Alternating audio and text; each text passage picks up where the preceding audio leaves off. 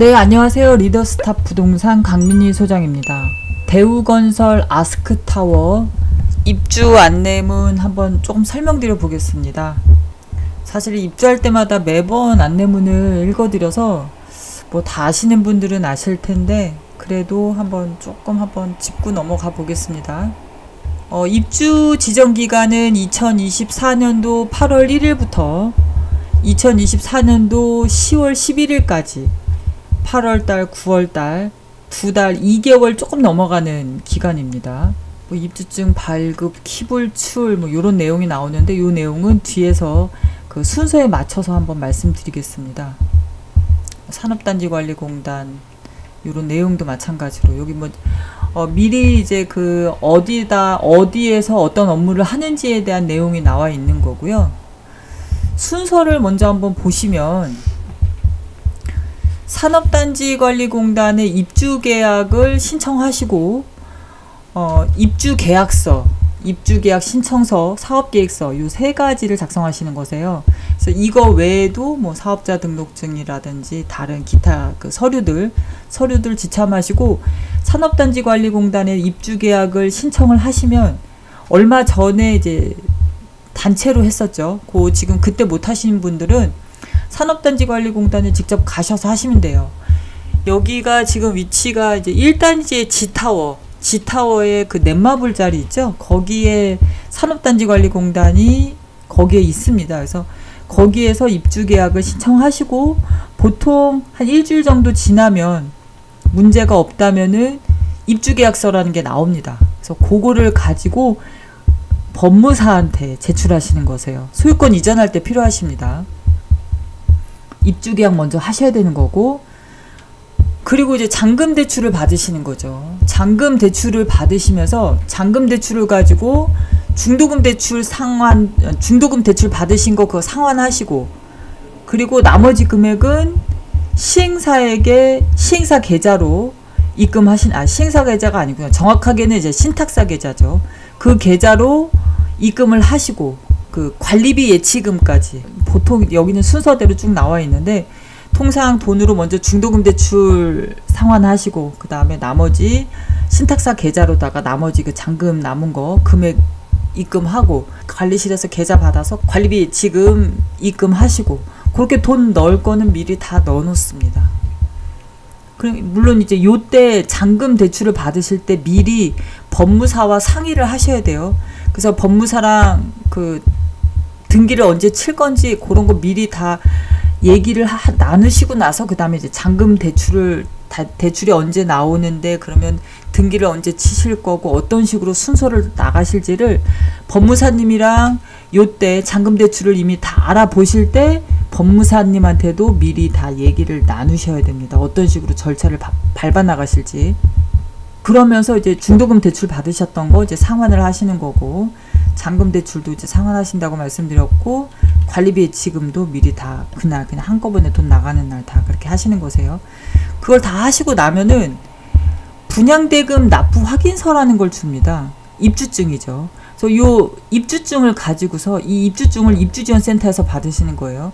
입주지원센터에서 돈을 다 납부를 하고 나면 이게 지하 2층에 있습니다. 지하 2층에는 입주지원센터에서 입주증을 수령을 하시고 관리비 예치금도 납부하셨잖아요. 그러면 그걸 가지고서 관리실에 갑니다. 관리실에 가셔서 키를 불출받으시는 거예요. 그 분양받은 호실 들어가 보셔야 되는 거죠. 그래서 들어가셔서 문을 열고 뭐 바닥면이라든지 벽이라든지 뭐 발코니 쪽 창문에 혹시 뭐 하자가 있는지 그런 거 하자 여부를 이제 확인을 하시고 하자가 있으시다면 AS 접수를 하시는 거세요.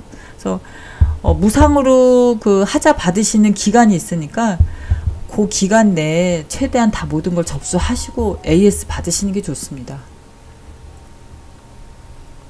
그리고 나면은 보통은 이제 그 법무사한테 그 필요 서류 다 이제 넘기셔야 되는 거고, 그리고 나서 등기를 하고 나서 보통 한 일주일 정도 후에는 소유권 이전이 나한테 넘어오죠.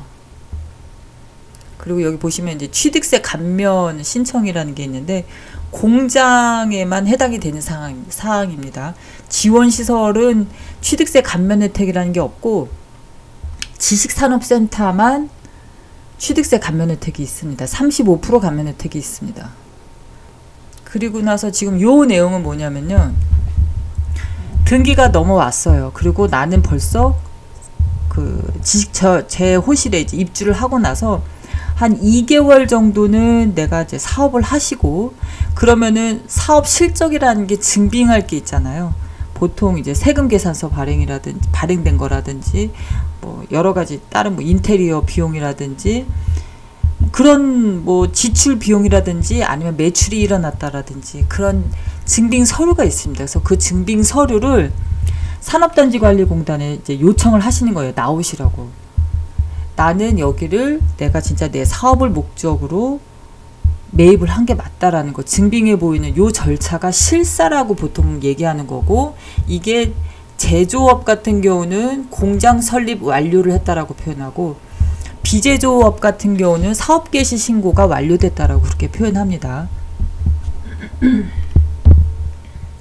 그래서 요거까지 이제 완료가 되면 산단의 이제 실사까지 완료가 되시면은 국가산업단지에서 그 해당하는 절차는 전부 거의 다 끝냈다고 보시면 됩니다. 입주 예약일 뭐 이런 게 나오는데, 승강기와 관련해서 아무래도 한꺼번에 다 움직이시는 거니까 미리 내가 언제 입주를 할 거다, 승강기를 이때 이용을 할 거다, 뭐 이렇게 배정을 받으시는 것 같습니다. 그래서 이런 내용 나오고, 분양대금 납부에 대해서 아까 말씀드렸죠. 요거 잔금 대출을 받으실 때 중도금 상환하시고, 중도금 상환을 했다라는 영수증 챙기세요. 그거 법무사한테 주셔야 됩니다. 그리고 아까 산단에다가 입주계약이라는 걸 처음에 하셨다고 그랬잖아요. 그 서류도 법무사한테 드려야 돼요. 그래야지 등기가 됩니다. 중도금 대출이 기업은행에서 했습니다. 아스크 같은 경우는. 그래서 구로디지털 중앙지점에서 한 군데 했고요. 한쪽으로. 또 다른 라인은 가산 패션타운 가산 디지털 단지 여기에 있는 기업은행에서 했는데, 요게 지금 가산 퍼블릭으로 이전했습니다. 그래서 어디에 해당되시는지 한번 확인을 하시고, 중도금 대출을 받으실 때 그 담당자랑 연락하시고 그러시면 됩니다. 그래야지 금액이 정확하게 산출이 돼요. 왜냐면은 중도금 대출 금액 외에 이자가 발생할 거예요. 저희가 입주 지정 기간이 8월 1일부터 10월 11일까지였잖아요. 8월 1일서부터는 중도금 대출에 대한 이자가 발생합니다. 요거는 수분양자가 부담하시는 거세요. 그리고 11일이 지나고 나면 그때서부터는 가산세가 붙습니다.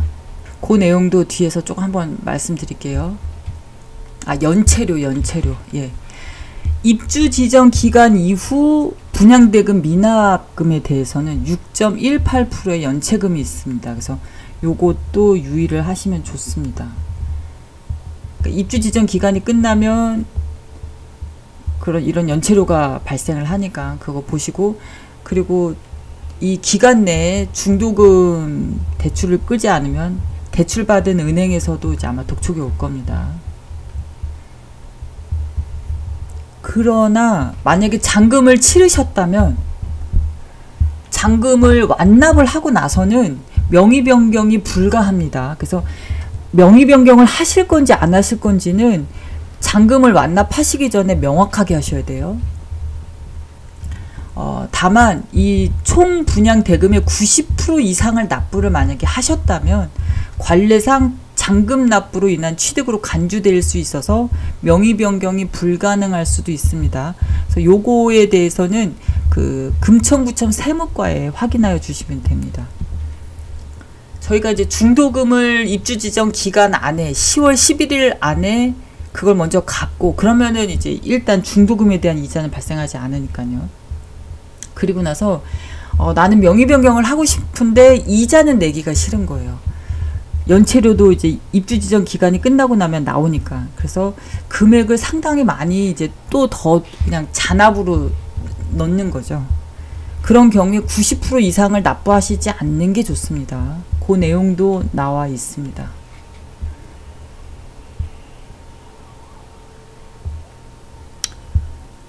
관리비 예치금에 대해서는 뭐 워낙들 뭐 아파트도 이런 관리비 예치금이 선순위 관리비라고 하나요? 그런 그 제도입니다. 그래서 보시면 분양 면적당 금액이 나옵니다. 그래서 보시면 공장 같은 경우는 83.94제곱미터 계약 면적 기준입니다. 전용 면적 기준 아니고 계약 면적 기준이에요.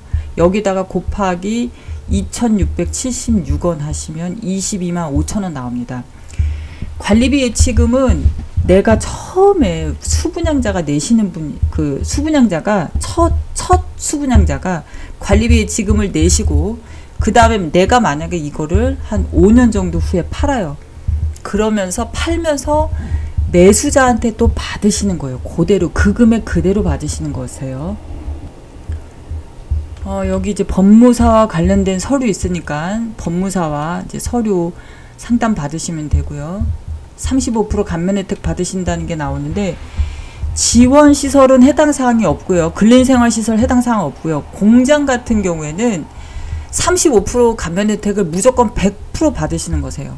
가산동에 있는 국가산업단지에 있는 그 지식산업센터 같은 경우는 무조건 내가 내 사업을 위해서 내 사업을 영위하기 위해서만 받으시는 게 원칙입니다.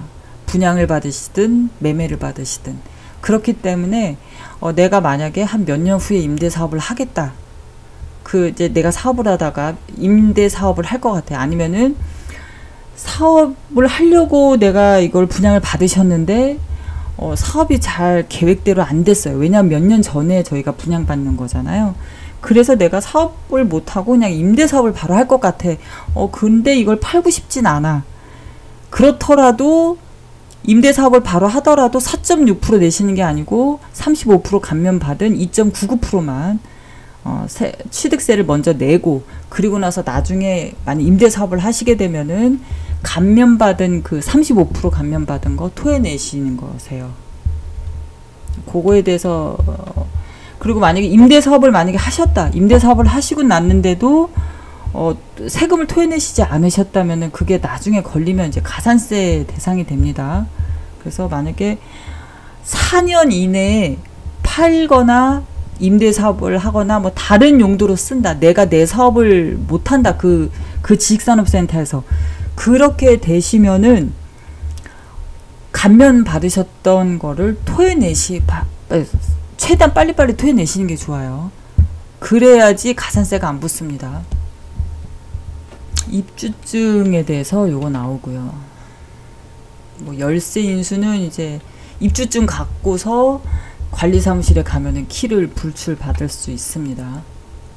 뭐 다른 서류들 뭐 입주 관련 문의처 내용들이시니까 요거 받으셨던 그 수분양자는 이제 입주 안내문을 다 받으셨을 거예요. 그래서 요 입주 안내문에 나와 있는 거 혹시 궁금하신 내용 있으시면 이거와 관리 문의사항 이런 문의사항이 있으시다. 뭐 예를 들어서 뭐 AS 분양대금과 입주증 발급에 대해서 문의사항이 있으시다. 그러면 입주지원센터 여기 지금 전화번호 나와 있잖아요. 일로 전화하시면 됩니다. 잔금 납부는 언제까지 납부해야 하나요? 요거는 이제 10월 11일 이내까지는 잔금 납부를 하시는 게 맞고요. 요게 끝나고 나면 연체이자가 발생합니다. 그리고 중도금에 대한 이자도 그렇게 중도금 대출 그 납기일이랑 이 기간이 다를 수 있어요. 그래서 그건 한 번 더 확인을 하시는 것도 좋습니다. 관리비는 언제부터 부담하나요? 입주 지정 기간 내에는 원칙적으로 이제 시행사에서 부담을 하고 있는데, 만약에 열쇠를 수령을 받으셨다고 하면은 수령일 날로부터 입주업체가 부담을 하십니다. 그리고 입주 지정 기간이 끝났다. 10월 11일이 지났다면은 그때부터는 입주 여부와 관계없이 상관없이 수분양자가 부담하시는 거세요. 관리비 지금은 아까 말씀드렸고, 중도금 대출 받은 사람은 잔금만 내면 입주가 돼.